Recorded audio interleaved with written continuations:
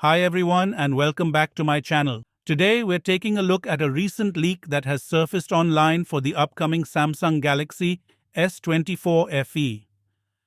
A leaked unboxing video of the phone has been making the rounds online, giving us a glimpse of what to expect from Samsung's latest mid-range flagship offering. The video appears to confirm some of the key specs that have been rumored about the phone, including a 6.7-inch display, a 50-megapixel main camera, and an Exynos 2400E chipset.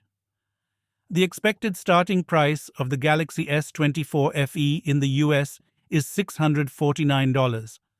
This has been a point of contention for some, with some commenters arguing that the price is too high for a mid-range phone, especially considering the use of an underclocked chipset. Overall, the Samsung Galaxy S24 FE looks like a promising mid-range flagship phone with some impressive specs. However, the price tag may be a sticking point for some potential buyers. What do you guys think about the Samsung Galaxy S24 FE? Let me know in the comments below. Be sure to like and subscribe for more tech videos.